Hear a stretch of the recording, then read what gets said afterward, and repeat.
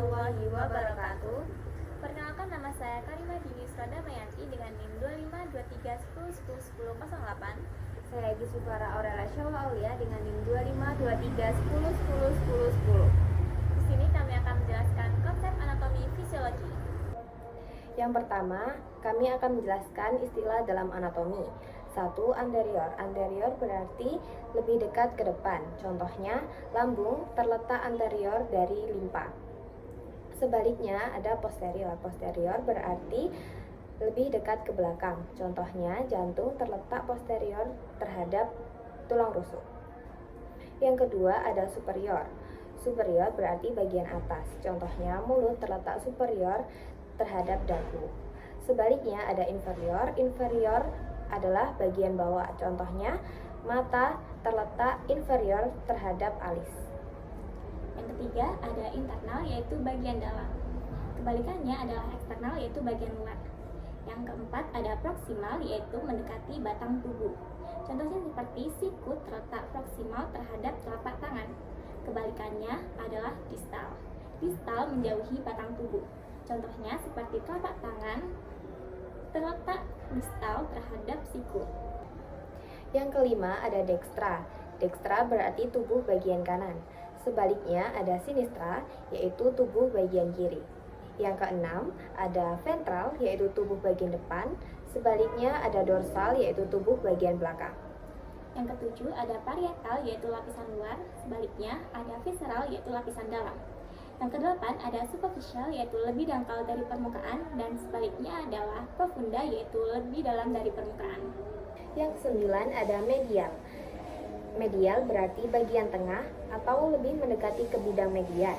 Contohnya, jari manis terletak medial terhadap jari jempol. Yang ke-10 ada lateral. Lateral berarti bagian samping atau lebih menjauhi dari bidang median. Contohnya, jari kelingking terletak lateral terhadap jari manis. Yang ke-11 ada horizontal, yaitu bidang mendatar. Yang ke-12 ada transversal, yaitu bidang melintang. Yang ke-13 ada vertikal, yaitu bidang tegak. Yang ke-14 ada longitudinal, yaitu potongan memanjang. Dan ke-15 ada sentral, yaitu bagian tengah. Yang ke-16 ada perifer, yaitu bagian tepi. Yang ke-16 ada ascending, yaitu bagian naik, dan kebalikannya descending, yaitu bagian turun. Yang ke-18 ada kranial, yaitu bagian kepala. Ke-19 ada caudal, yaitu bagian ekor. Yang ke-20 ada palmar, yaitu anggota gerak bagian atas, yaitu tangan. Yang ke-21 adalah plantar, anggota gerak bagian bawah, yaitu kaki. Nomor 22 ada ulnar, ke arah ulna, yaitu tulang hasta. Yang ke-23 ada radial, yaitu ke arah radius, yaitu tulang pengupil. Ke-24 ada tibial, ke arah tibia, yaitu tulang kering. Ke-25 ada fibular, ke arah fibula, yaitu tulang betis. Kedua, posisi anatomi. Posisi anatomi dibagi menjadi 4. Yang pertama adalah posisi anatomi berdiri, di mana posisi ini badan lurus ke depan, pandangan lurus ke depan, tangan berada di samping tubuh, dan telapak tangan menghadap ke depan. Posisi kaki lurus ke depan sempurna. Yang kedua adalah posisi supin atau posisi terletak, di mana posisi ini badan menghadap ke atas, pandangan lurus ke atas, dan posisi lainnya sama seperti posisi anatomi berdiri. Yang ketiga adalah posisi prone, di mana badan terletak di bidang horizontal dengan punggung menghadap ke atas dan wajah menghadap ke bawah. Yang terakhir yaitu litotomi, di mana badan terlentang dengan paha diangkat vertikal dan betis lurus horizontal. Posisi ini biasanya berada di prosedur kebidanan. Ketiga adalah arah gerakan anatomi. 1. Gerakan fleksi, yaitu membengkokkan sendi. Contohnya, Ekstensi, yaitu meluruskan sendi. Contohnya, kedua, gerakan abduksi, yaitu gerakan menjauhi tubuh. Contohnya, abduksi, yaitu gerakan mendekati tubuh. Contohnya, 3. Yaitu gerakan rotasi atau gerakan memutar sendi. Contohnya, subduksi, yaitu sirkulasi dengan gabungan fleksi, ekstensi, adduksi, dan abduksi. Contohnya, 4. Gerakan elevasi, yaitu gerakan mengangkat. Contohnya, Depresi yaitu menurunkan, contohnya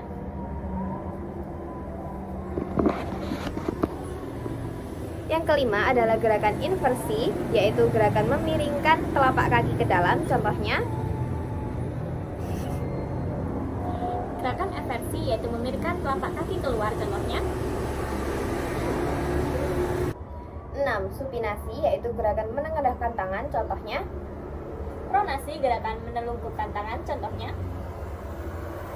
7. Endorotasi, yaitu gerakan memutar sendi ke dalam, contohnya eksorotasi, gerakan memutar sendi keluar, contohnya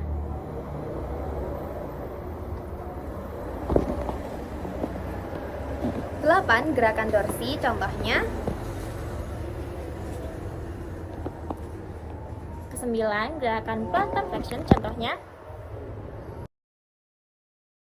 Selanjutnya adalah sumbu atau aksis gerakan yang dibagi menjadi 3. Yang pertama ada aksis sagital yang memotong bidang gerak sagital dengan bidang gerak transversal. Yang kedua ada aksis transversal yang memotong bidang gerak frontal dengan bidang gerak transversal. Yang terakhir ada aksis longitudinal yang memotong bidang gerak median dengan bidang gerak frontal yang berjalan dari atas ke bawah. Selanjutnya, bidang anatomi. Bidang anatomi dibagi menjadi 4. Yang pertama adalah bidang median, yaitu garis khayal yang membagi antara kanan dan kiri dengan seimbang atau sama besar. Yang kedua ada bidang sagital, yaitu garis khayal yang membagi antara kanan dan kiri dengan tidak seimbang atau tidak sama besar. Yang ketiga ada bidang koronal atau frontal, yaitu garis khayal yang membagi antara depan dan belakang. Yang keempat ada garis transversal, yaitu garis khayal yang membagi antara atas dan bawah. Keempat, nomenklatur anatomi yang lain. A. Istilah anatomi yang menyatakan bagian tubuh yang menonjol. 1. Prosesus, yaitu nama umum dari tonjolan atau taju.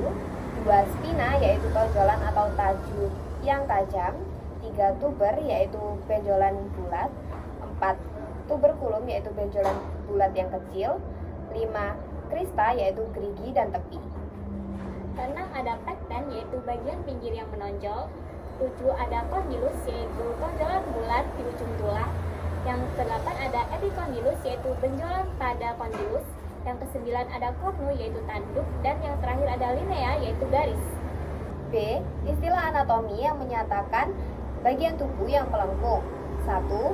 Fossa, yaitu nama umum. 2. Fossula, yaitu fossa yang kecil. 3. Fovea, yaitu fossa yang kecil. 4. Foveola, yaitu fovea yang kecil. 5. Sulcus, yaitu alur. Dan yang ke-6 adalah incisura, yaitu taki. C. Istilah anatomi yang menyatakan lubang, saluran, dan ruangan. 1. Foramen, yaitu lubang. 2. Fissura, yaitu celah. 3. Apertura, yaitu pintu. 4. Kanalis, yaitu saluran. 5. Ductus, yaitu pembuluh. 6. Meatus, yaitu liang. 7. Cavum, yaitu rongga. Dan 8. Cellula, yaitu ruang kecil. Kelima, rongga-rongga yang terdapat dalam tubuh manusia. A. Rongga-rongga yang terdapat pada kepala. 1. Rongga tengkorak atau cavum cranialis yang isinya meliputi otak besar, cerebrum, otak kecil, cerebellum, dan batang otak, brainstem. 2. Rongga mata atau cavum orbital yang isinya meliputi bola mata atau orbita. 3. Rongga hidung atau cavum nasi yang isinya tempat pertukaran udara. 4. Rongga mulut atau cavum oris yang isinya meliputi lidah dan gigi. Yang kelima adalah rongga telinga atau cavum timpani yang isinya meliputi tulang-tulang pendengaran, yaitu malleus, infus, dan stapes. B. Yaitu rongga yang di dalam badan. Yang pertama ada cavum thoracis, yaitu rongga dada. Isinya meliputi pulmo, yaitu paru-paru, kardio, yaitu jantung, pembuluh darah aorta, pembuluh darah vena cava, arteri dan vena pulmonalis, trakea, bronkus, dan esophagus. Yang kedua ada cavum abdomen, yaitu rongga perut. Isinya meliputi gaster, yaitu lambung, intestinum, duodenum, dan jejunum, yaitu usus halus, kolon, yaitu usus besar, kelenjar pankreas, lien, yaitu limpa, renal yaitu ginjal, dan hepar yaitu hati.